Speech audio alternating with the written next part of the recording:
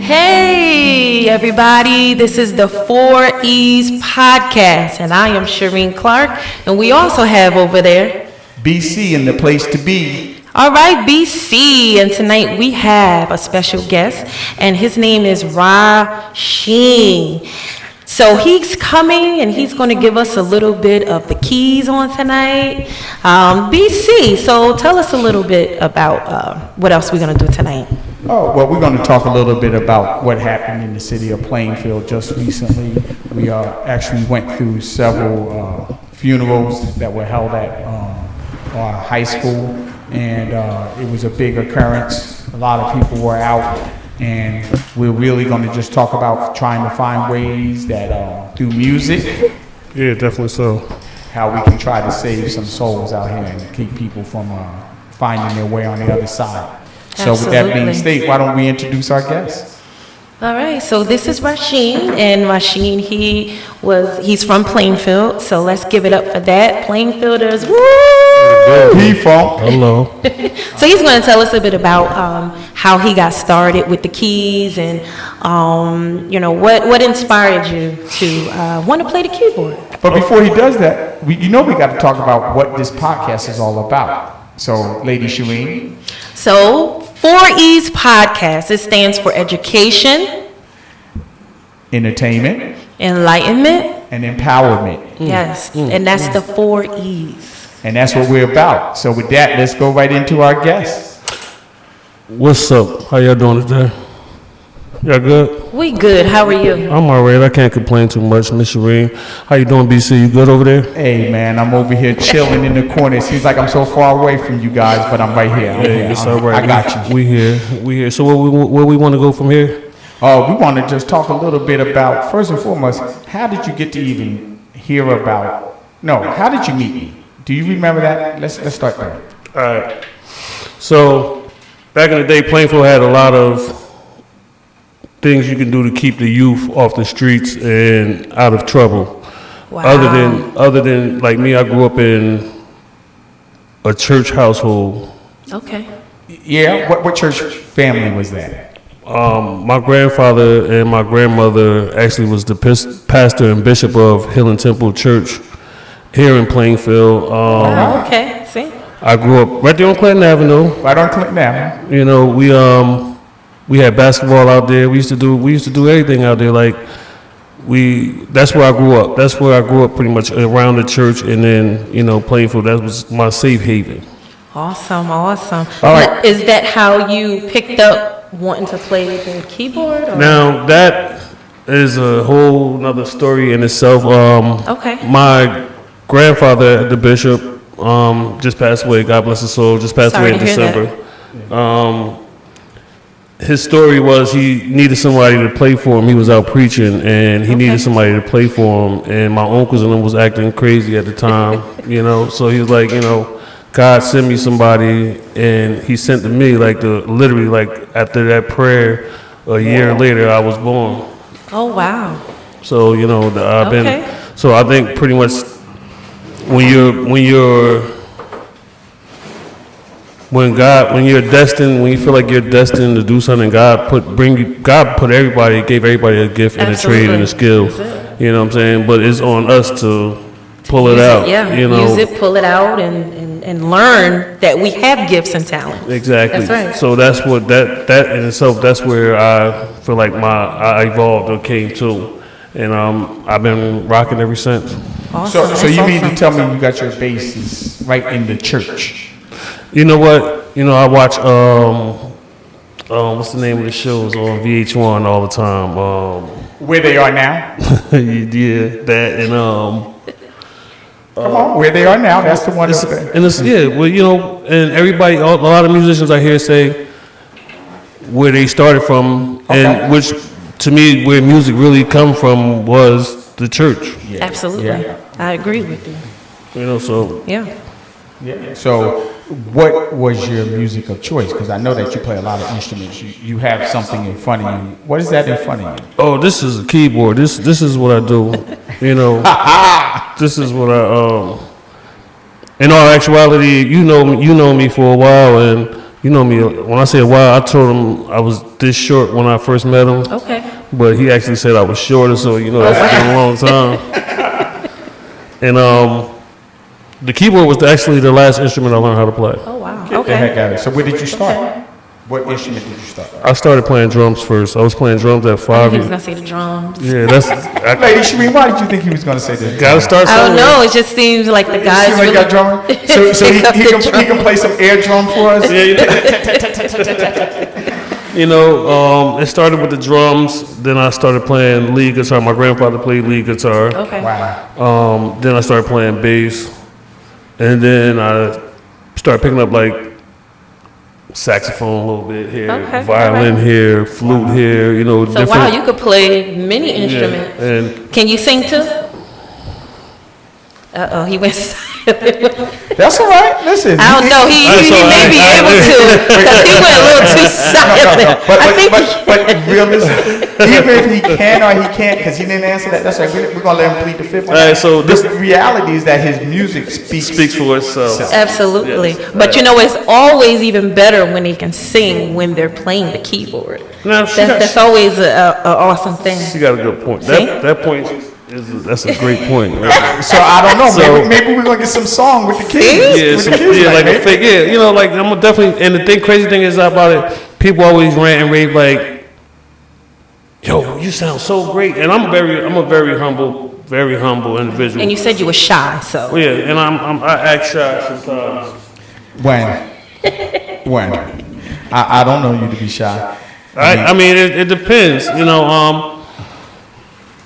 It depends. It's a seesaw, It's a seesaw, it goes up and down. So it depends on, I guess, who he's around, Yes, what you yeah, doing, yeah, and, yeah, that yeah. brings out the shy card or the I can't card, so, well, And it's not bad. Like as far as singing wise, my grandfather always say, you can sing, you just won't. So Okay. I always try to improvise and say, well, if I can't sing, if I can't do it vocally, maybe I'll play. So a lot of times in my mind, to myself, I say, and a lot of other musicians say to me, like, yo, you make that thing talk. You make that thing say what you wanted to say because I feel like I'm singing. okay. But I'm singing through. Awesome. Now, do you write as well? Do you write music? Yes, Songs? I write songs. I've written a couple songs. I don't know if you remember the RT Funk band from Plainfield, Ronald Taylor and them. Yeah. You know what I'm saying? I used to play. We had a group called Force of Attack Okay. a while back. I used to write a couple songs and I was the lead musician. Awesome. Pretty much. That's awesome. That's what it's all about. So you said you got your start in the church, but when I actually came in contact with you, it was a program out there. You remember the name of that program? Because we were talking about it the other day in the gym. It was the Safe Haven program. The Safe Haven program. Can you talk a little bit about what the Safe Haven program did for you or what it did for the community at that time?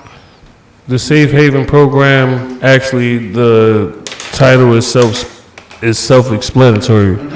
It was a safe haven for everybody. Everybody. And when I say everybody, I mean absolutely everybody. Okay. Like, they had a program where it started after school, Yeah. right after school until maybe 5:30, 6 o'clock. Okay. And then the younger kids, the younger grades, because they was doing what, from almost fourth grade all the way up to high school. Okay. Like, so it pretty much was a community thing. When I say community thing, not what, see, I don't like to get in politics, because it almost took me to the Somewhere else, yeah. right? That's right. Yeah. Listen, on the But- 4E podcast, we talk about nothing but positive. So And I- we're and- going and to it's- help you along the way. And it's very positive. I'm not knocking anybody's political stance or where they at, but when you say community and bring things together like a safe haven program, Right. you really have to do that because they already say it takes a village To raise a child. That's to right. raise a child. So if it That's takes a it. village to raise a child, imagine what it takes to raise a community Absolutely. of children. It takes a lot. And the thing about that program, it was ran by a host of great Okay. Great mentors. Now, nowadays people say they say Trick love the kids and they here for the kids, but they really not. Some of them just here for the check, Right. and that they really not even getting nothing out of that, but just doing something to be doing something. But back then, the BC, Sharon Brown, Mr. Christmas, Mr. Terry, You know it? John, and Kruma, it was like a host of people that actually cared for the kids. So this program you're saying is not in action anymore? Nah. No. Okay. So these are the programs that we have to bring back. Yes, if We have to bring guaranteed. stuff like this back into the community. It was a targeted program at the time. Basically, what they mean is that anything that they got from confiscated goods, that money was poured back into the cities. Okay. And that allowed the cities to work on those targeted neighborhoods, because it was a targeted neighborhood. I don't know if you remember that. Definitely was. It was a targeted neighborhood. It was right down in the 4th Ward in the city of Plainfield. And what that basically did is it allowed the students to come out and actually have a safe haven to Okay. participate in other things. Okay. And then what happened is in the summertime, it kicked off and it went even further. But I think because of your musical journey, that you got an opportunity to not only do any things in there, but also when you got to the high school. I saw that you participated in the band. Is that correct? That's correct. I was actually, this goes back to my gift in when I started. I was playing at, like I said, 5 years old. They said I came out rocking. I came out, had a pair of sticks and was ready to go. And no lessons. When I say God's given talent, no lessons. No lessons. No lessons. That's talent. I went to a bass class. I was gifts, yeah. I was like 14 years old. My grandfather paid. He's like, you do what you want. He was always with me, always pushing me to do what I had to do as far as music goes, because he knew that's what I do to reach. That's what I was doing to reach the people. And I had a bass class, and I went to bass class, and I paid. It was like $200 for the bass class, and I got in there. My bass was the top of the line. Ibanez bass at the time. I was playing a 5-string bass. The instructor had a 4-string bass that he got from Kmart, and I got in there, and I was, like I said, being humble, and I really wanted to learn the notes and how to finger and where it was what's this, instead of just using my ear all the time. Wow. So that's what I was born with. The gift of ear. I could take a song and take a person singing and take it and go. Yeah, that's And I started playing and started doing what he was telling me to do. He was like, at the end of class, he was like, well, here's your $200. You don't need this class. Oh, wow. You should be playing, you play with anybody? I'm like, no, like I said, I'm like 14, like 13, 14. I'm like, no, I don't play with nobody. He's like, well, I got a band. Would you like to play with my band? I'm like, well, you're the bass player. I don't play bass like that. I just teach. No way. So, did you actually at 14 go out and start playing with that band? I played one gig with that band. And that was it. At the time, 14, me being me being a young African American at 14 with the gift, I could already play drums. Okay. I was already playing lead guitar. I was already, I was moving. Okay. They were rock stars for real. Gotcha. For real. What you see on TV, rock stars. That's and me being the preacher's grandchild. They already say preacher's kids. Preacher's kids already got a reputation by itself, and it ain't all preacher kids. They always make seem like the preacher kids is the worst. Sometimes they right, sometimes they wrong. Right. And I'm the grandchild, so I had it both ways. But you know what it was it was almost like rebel. You know how when you rebel against something, because I felt like I was always being cooped up and made sure I was doing right, because the Safe Haven program was along. I had the program, I had church, and I had home. But for me to be 40 years old now, I appreciate. Absolutely. You know what I'm saying? Because your a lot upbringing and exactly, because it taught you, because I can attest to that, because when I was younger, my parents, they were not in church when I was younger, but they were raised up in the church as well. Okay. But my grandmother, she took me to church, and that was it. So whatever it was, that God had, for me, inside of me, it just clicked. And it was just, I was just there the whole time, but I love the fact, that village who, that raised us. And so when I look back, I am glad that I had the teaching. I am glad that I was raised up in the church that I attend. I'm still there now. So, it's been amazing because it has helped me to become who I am today. Without that, I don't know where I would be. I mean, I can imagine where I would be, but so I am thankful and grateful. So I understand what you're saying, and it's not easy, but, It's definitely not easy because, I've been around. I've been up and down the East Coast. I was honored 2 years ago for the Middlesex Central Baptist Association. Congratulations. Thank you. They sent me to New Orleans. Oh, wow. Nice. Whole week paid trip. Oh, see, I like stuff like that. Everything paid for. All I had to do is pack clothes and go. Okay. I love that. What we're going to do real quick is, because I think the one thing that we are doing for the audience out there that's watching this podcast is we're going to give it to you while we're live so you can get this. But what we're also doing now is we're looking to create episodes. So this is going to be an opportunity where we're not going to sign off, but we are going to put a pause in our broadcast for a second. Absolutely. Not that we're going to stop, but for editing purposes, we're going to actually go into our second episode. So this is the conclusion of our first episode with you, but we're coming right back right now, and we're staying live, and we're going to create another episode for this, so that we're going to post this in episodes so people can see you in different lights. So that kind of was the history of what got you into music. What kept you in music? What kept me in music? Yes, Shareen, I heard you take a breath. What happened? No, I was trying to check to make sure our hotspot is on. Yeah, because it says live video interrupted, so we just want to make sure that we're still good. Okay, so it must have went out. So I don't know if people could hear me going out, but You gonna set it back up? It looks like it's coming back. Yeah, there it is. I think it's So okay. With this being said, what kept you in music? I know you just talked about in the previous episode about you having an opportunity to tour and being acknowledged by peers and by individuals older than yourself. So talk to a little bit about what kept you into music. Really, what kept me into music? I really don't have to think about it. It's just like, where do I start? Okay. There's so many, because music is universal. Yes. Music is used for many things. That's music right. is very therapeutic. Yes. Yeah. And I'm an Aries, of course. Okay. And they say, the Ram itself, I watch National Geographic.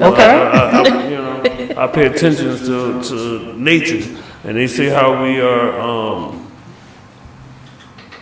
we're strong, very strong, and, strong-minded and very Muslim. But we're chill people. We don't bother nobody. Like, I go sit in that corner, and I can be good. Until you bother me. Now, if you bother me, there's a whole other story. It's a whole, that's a whole other person. Right.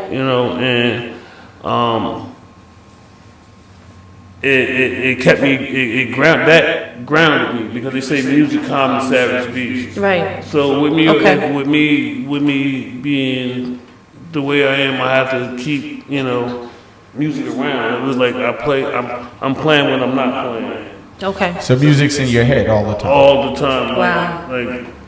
All the time. Like, when I say all the time, I'm thinking about what I want to play now, and I played about 6 songs and I ain't played yet. Oh, wow. Okay. Right. Well, That's awesome. Let us do this, give ourselves a little plug real quick. If you want to call in and ask some questions, call us at 908-417-3695. The phone is hooked up and ready to go.